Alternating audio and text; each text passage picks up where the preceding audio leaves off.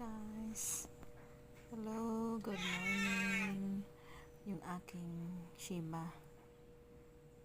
May bisita siya. Yung bisita niya, yung pusa na pinapakain ko every morning. Yung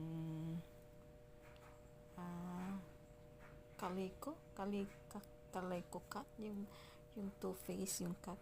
Yung magkaiba yung kulay ng sa left side iba, sa right side iba naman. Pinapakain ko yan siya every morning.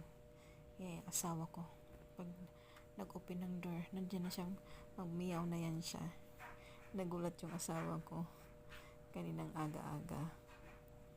Ayan. Alam mo ba yung aking Shiba, aggressive yan. Pag may pusa dyan sa labas, maghihis agad yan siya. Pero fortunately dito sa pusa na to, hindi siya naghis, hindi siya nagalit.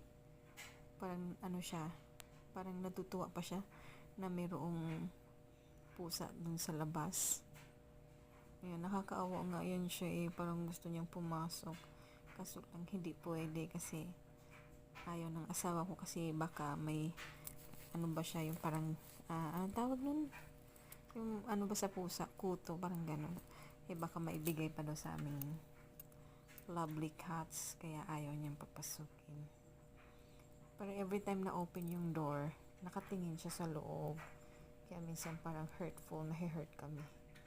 Yan, na-amaze yung aking Shiba. Tingin ng tingin siya. Tinitingnan niya ang pusa.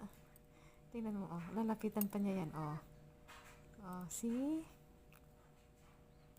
Ramdam siguro niya na mabait yung pusa. Tingin sa akin si Shiba. Hello, Bubu? Who's that outside? That's your friend. That's your friend, Bubu. Where is she na? Where is she? Where is she, Bubu? She's already there. Yeah, good girl. Good girl, Shiba. Yung aking Shiba, babae kasi to siya. Gusto ko din yung pattern nito Good girl, Bubu. Where is she, Bubu, now? Hindi siya agresibo. Hindi siya nagpapakita ng aggressiveness dito sa pusang ito.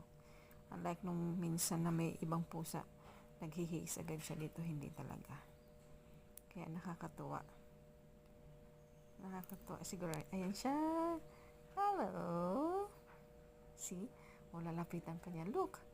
Inano niya yung kaway niya. Nakakatuwa.